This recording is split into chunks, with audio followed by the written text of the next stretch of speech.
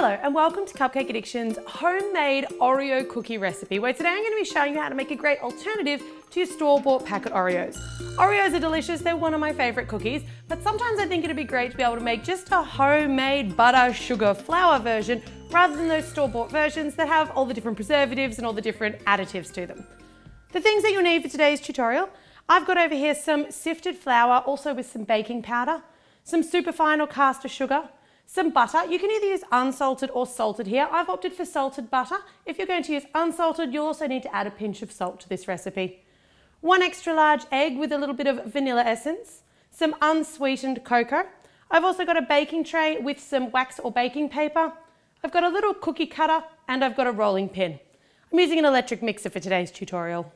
All of your quantities for this recipe can be found on the MyCupcakeAddiction blog. I will link to that blog post in the description box below. That'll give you all of your recipe, measurements, conversions, and the method if you want to print this one out at home. So let's get started. So you want to add your butter and your sugar to your mixing bowl, and we're going to cream those until they're really well combined.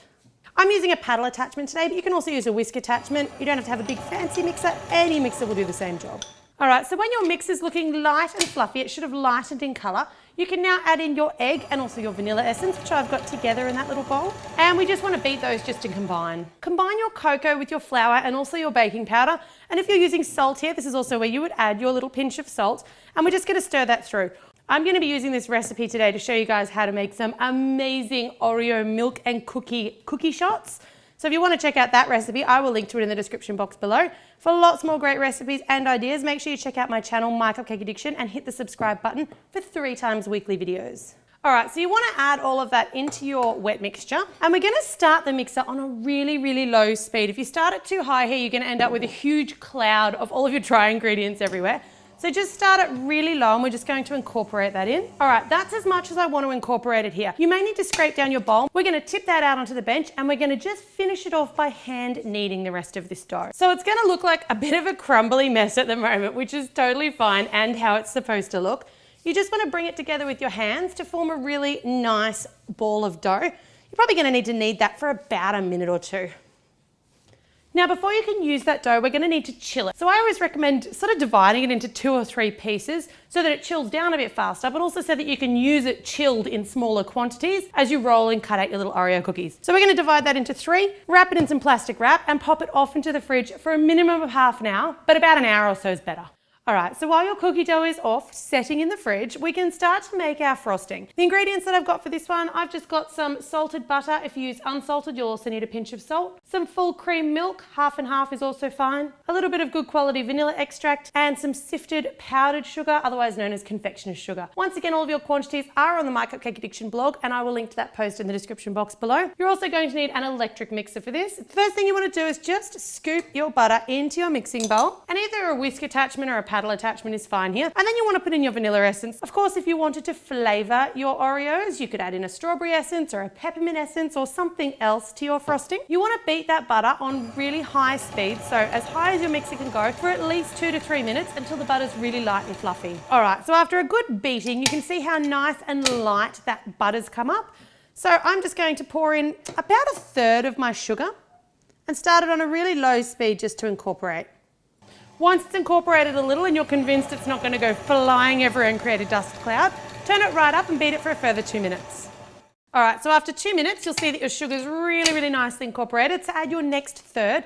And I always find with any buttercream frosting, this is one of the keys to a great buttercream frosting, is really just adding that sugar about 1/3 at a time or relatively gradually, because it allows you to get a really nice even mix and it allows that sugar to really incorporate beautifully into the butter.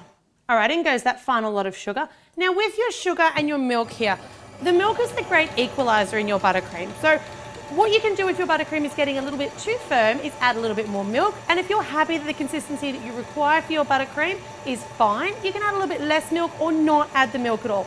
It's really the way that we kind of up and down the consistency of the frosting and make it either softer or firmer. Perfect. So there's your frosting ready to go. And you'll see there, it's quite firm, the frosting that I've whipped off.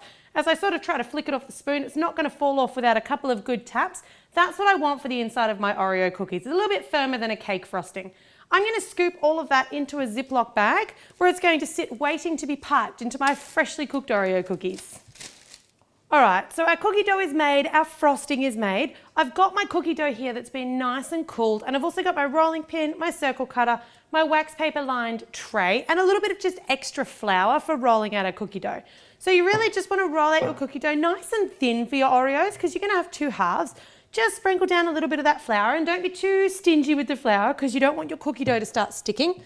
And then we'll just give it a little bit of a knead coming straight out of the fridge just to soften it up. You notice as I roll it, I keep it moving, and if you feel you need more flour down underneath, don't be shy about it. Perfect. So I've rolled mine out relatively thin as you can see there, and now we're just going to take our cookie cutter and just cut out little rounds and stick them straight onto that baking tray. You shouldn't get very much spread at all from these cookies. Pretty much whatever shape you put down on the tray should be the shape that bakes out for you, so don't worry about leaving too much space in between them. Perfect. Re-roll those off cuts, put them back in the fridge for about 15 minutes before you roll them out again, just to let them chill down a little bit more. These ones here are going off into a preheated oven, about 175 degrees Celsius or 350 Fahrenheit, and they're only going to take about 8 to 10 minutes to cook because they're really quite thin. So once your cookies have completely baked and completely cooled, it's time to put them together.